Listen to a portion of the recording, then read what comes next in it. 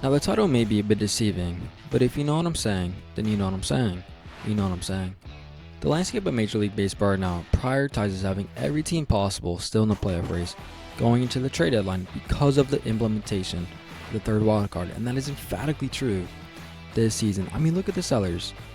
Those are clearly out of it, just clearly out of the playoff race. 15, 20 games under 500. They're in an absolute advantageous power position to try exactly what they want from potential buyers because there's just not a lot out there.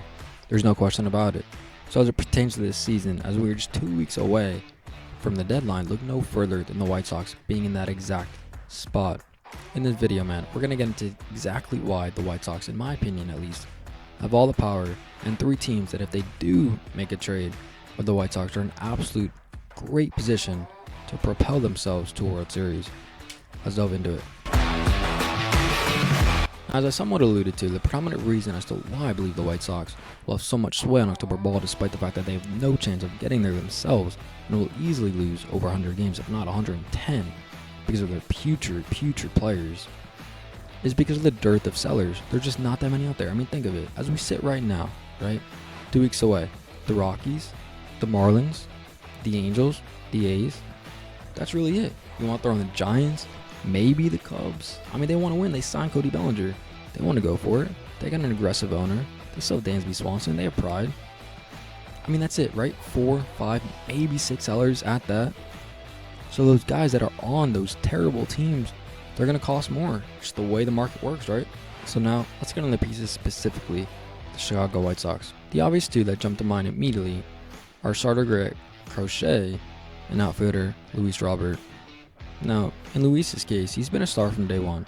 His tantalizing talent pierces through the screen, right? And it's no different this year as an OPS over 800. But obviously the one hindrance, the one indictment on his game is the inability to stay in the field. He just never plays. Literally never. You know, he's played 100 games once in his career. And that's not going to change this year, as he's only played 28. He has an OPS over 800, but he just never plays, right? Alright. Now, as it pertains to Garrett Crochet, in my opinion, he's probably, I mean, not even probably, it's not an odd take to say that he's the most coveted asset out there. I mean, not only is he having a phenomenal all-star season with a sub-3 ERA and a sub-1 whip, which is absolutely incredible, but he also has 2.5 years left on his deal, which is very attractive to buyers, obviously. Alright, now dipping out of that. Now the teams that should be clamoring for those players the most, in my opinion. Number 1, the Mariners. Listen, Seattle is the most obvious and logical fit for Luis Robert. They simply cannot hit. They are bereft of impact bats. I mean, that's not a hot take at all either. It's kind of insulting to a pitching staff that is so lethal. I mean, it's as good as it gets in the game, right up there. The Phillies, in my opinion, spearheaded by Luis Castillo and obviously all-star Logan Gilbert. I mean, they're charting out their Cal Raleigh every day in the 4-hole. Every day is a decent player, but he has an OPS under 700. Really? You want to compete for a World Series having him as your... I don't think so, right? You know what I'm saying? And Julio Rodriguez, obviously he's the only big name in this lineup, and even he is not having his typical Julio year. So obviously they need a bat. And the one indictment, the one retort that you could say that is not ideal, they're not an ideal match, you could say the fact that Julio is there in center and obviously Luis Robert plays the same position. But in my opinion, my quick rebuttal to that would be, man, bump that. I don't even care. Just move Robert to a corner position, left or right. You need a bat that badly. And Luis would provide instant impact. The Mariners currently sit in first place by 3 games in the AL West, but that's obviously because of the pitching, as I alluded to, and they just owe it to the fans to make a big splash and capture a playoff series win for the first time in over 20 years since 2001. Go out and get a bat. In my opinion, it's Robert.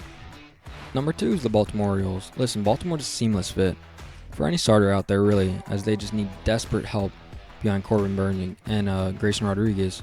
So in my opinion, go get Garrett Crochet. Baltimore also should not be scared off by the price tag. They have a glutton of infield prospects, the likes of Jackson Holliday, Connor Norby, and of course, Heston Kierstad. So go ahead and flip one of them. You'll want to add an outfield prospect in Kyle Stowers, another couple of ancillary pieces as well to pry a guy like that away. I wouldn't be opposed to that at all. This squad is, in fact, ready to pounce in this division, in the American League, in the whole damn league. And they could easily win the World Series, but they need another arm in Crochet, for me, fits that and makes all the sense in the world. Now my third and final contending team that would be propelled the most by potential trade for Chicago would be the Los Angeles Dodgers. Listen, LA could desperately use both, with their lineup obviously being top heavy as hell. Kind of reminiscent of the Yankees. But for me, having to pick just one, not necessarily realistic to pick at both of them, especially with their depleted farm system after they've traded so much away recently with Mookie Betts and Tyler Glasnow. So go get Crochet. And for me, I have an interesting, intriguing plan.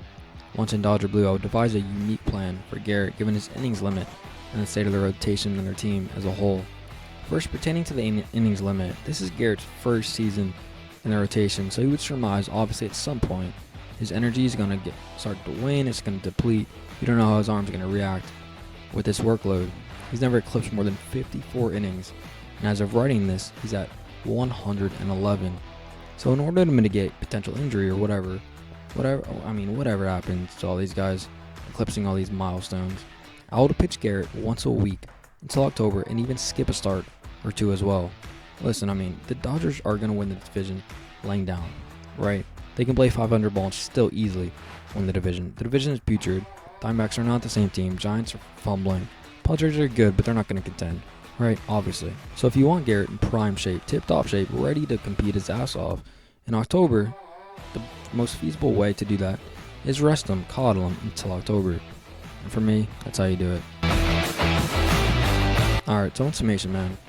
In totality, it's just going to be an extremely interesting trade deadline with the White Sox holding all the power, in my opinion at least, with three teams in the Dodgers, Mariners, and Orioles that could easily win the World Series if they make a deal with them. Alright, what do y'all think? Thanks for watching, and peace out.